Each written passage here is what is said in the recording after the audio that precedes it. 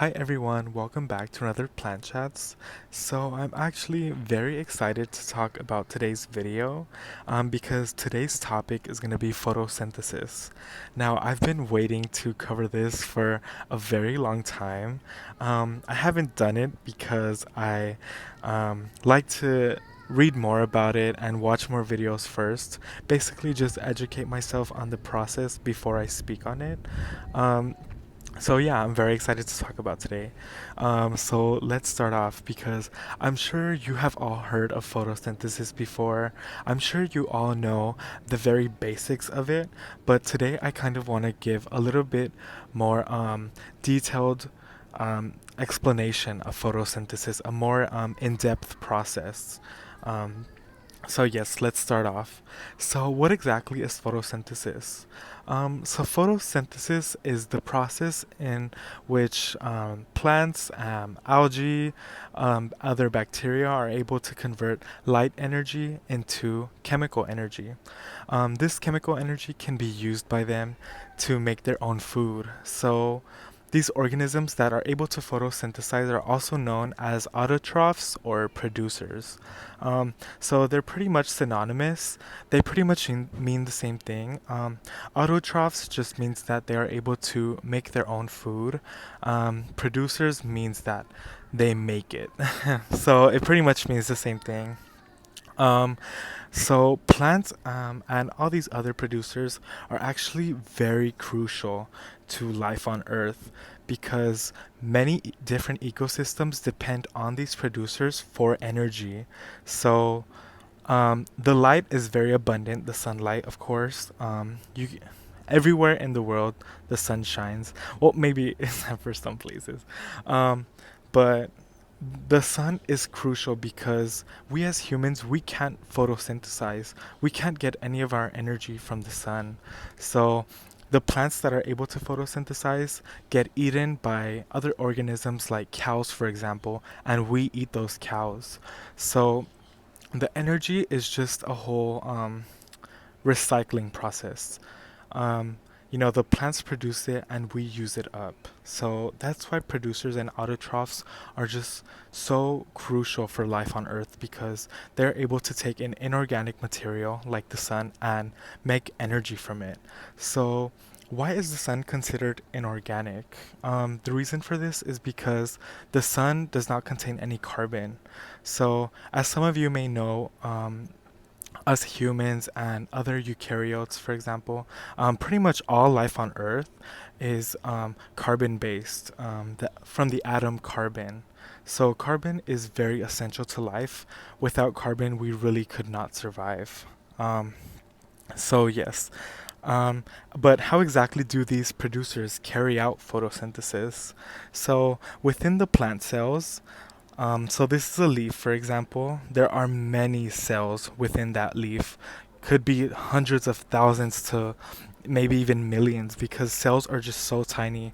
They're not visible to us with a naked eye. We need to be able to view them through microscopes, for example. Um, so within these cells are chloroplasts. There's around 30 to 40 chloroplasts per leaf. And they contain a pigment called chlorophyll. Now, there are like about two different types of chlorophyll. There's chlorophyll A and chlorophyll B.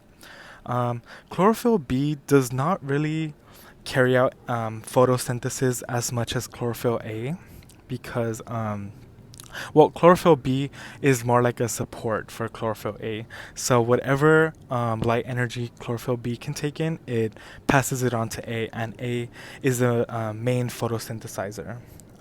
So these are pigments within the cell leaves or the chloroplasts. The cell leaves, my bad. I mean chloroplasts. But there's also another pigment that no one ever really talks about, and they're called carotenoids.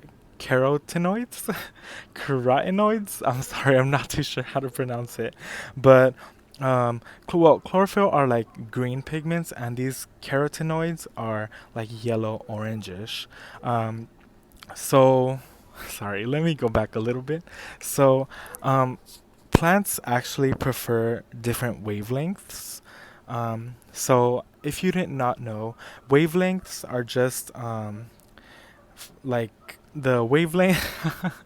My bad. They're just like the wavelengths of light. I'm sure you've heard of that before. I'm not 100% sure on how to explain wavelengths, but basically, light is energy and it is transferred through these wavelengths. Um, so we see wavelengths as color, which is part of the electromagnetic spectrum. Um, we are only able to see surprisingly a few different colors because there are other organisms on this earth that can see so many more colors than we can. But most plants are green to us because they reflect this color through their chloroplasts. So the pigments, the chloroplasts, are usually green, so they can absorb red light, blue light, violet light, and the carotenoids, the other pigment present within leaves, um, does a better job at absorbing blue lights and green lights, I believe. So yes, they all work together to photosynthesize. Now, the reason we don't see leaves as yellow or orange mainly is because there's a whole lot more chloroplasts and chlorophyll present within the leaves than the carotenoids. Um, but we can see carotenoids during the fall, for example. So if you've ever like been to a nice forested state and have seen the trees and their orange red leaves, that's because during the fall seasons, chlorophyll is actually not working as well. So that's why the trees drop all their leaves, and that's why the carotenoids. No, sorry, that's why the leaves show up as red, orange, yellow. All those different shades because those are the carotenoids present within the leaf. So that's a little fun fact for you there. Um, but yes, sorry, I have gone too far off. But let's keep it going because we have still not even gotten into photosynthesis completely yet. Um, so under the leaves, there's usually some pores called stomata. So these stomata are actually very important for gas exchange. By gas exchange, I mean, so I'm sure you've all heard that plants produce oxygen, which is actually true. So plants take in carbon dioxide, which is what we humans exhale. So plants inhale carbon dioxide through these stomata, the pores on the bottom of their leaves, and they also take up water through their roots. So both carbon dioxide (CO2), the molecular formula, and water (H2O) are essential for photosynthesis, plus light, obviously. So, through a whole series of processes, the plants actually convert the carbon dioxide and water they take in into glucose and O2, or oxygen gas, which is what we breathe in. Um, so, glucose is essential for organisms to survive because is basically the energy molecule for all of us.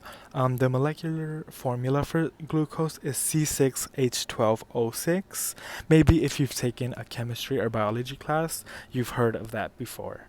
Um, so yes, like I said, these two are very crucial for photosynthesis, and um, it's such a funny coincidence that um, plants take in carbon dioxide and water, which results in glucose and oxygen gas, and us humans take in oxygen gas and glucose and produce carbon dioxide and water. So that's very funny, isn't it? Because we work together to keep each other alive. Um, so what's unique to plants is plants are able to photosynthesize, unlike humans, but we both also go through cellular respiration. We both undergo that process, which is a whole nother complex process that I'm not really going to get into too much today.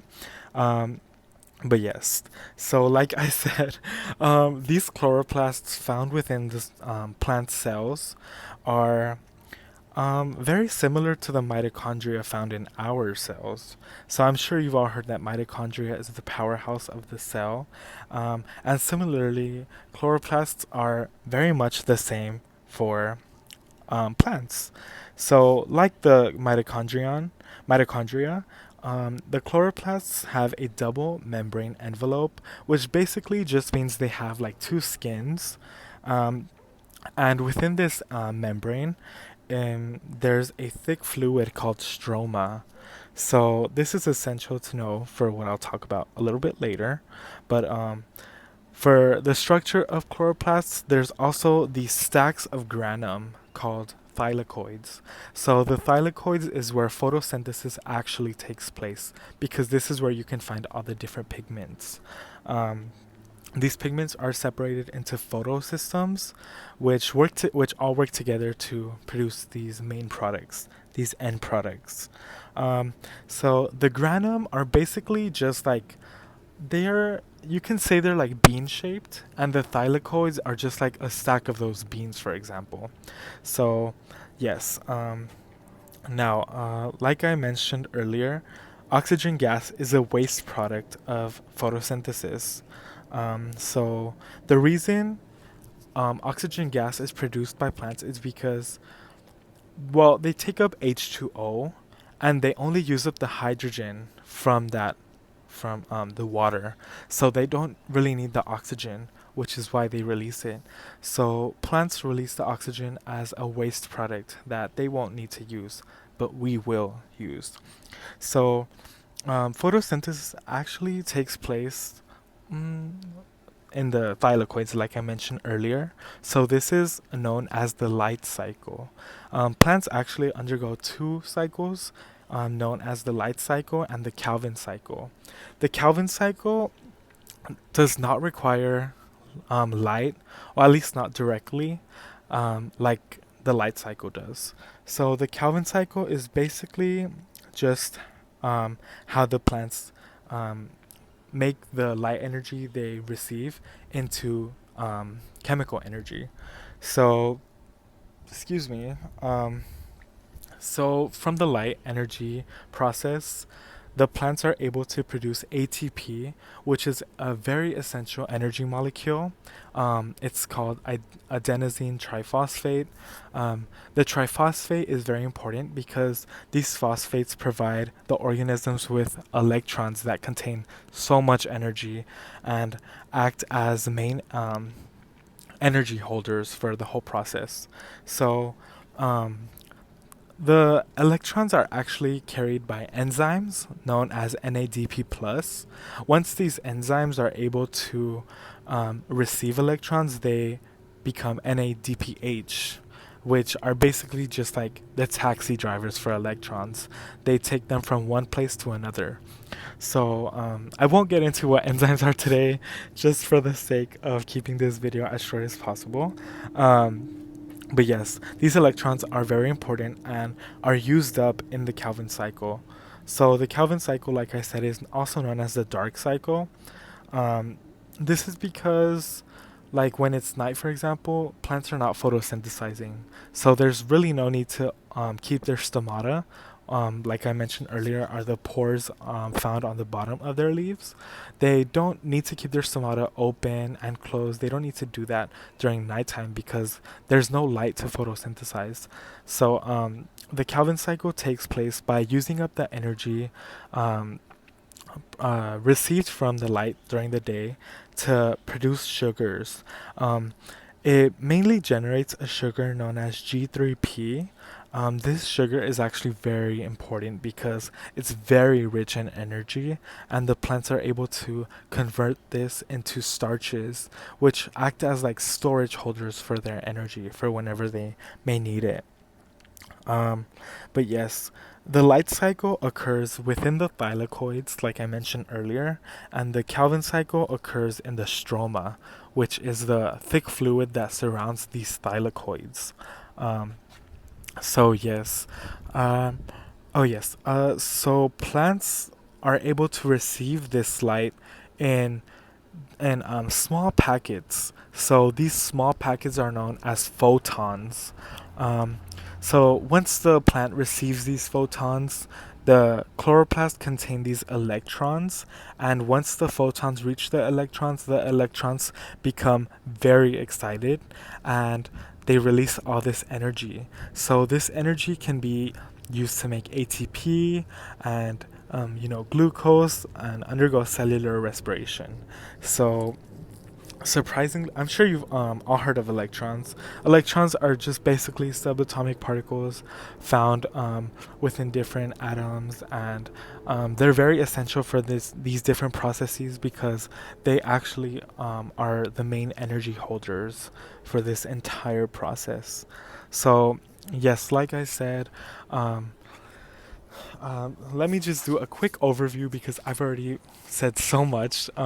So basically, plants receive lights in small packets called photons.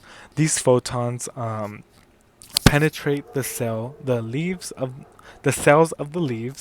and help photosynthesize begin. Help sorry about that. Help photosynthesis begin within the chloroplasts or the thylakoids of the chloroplasts.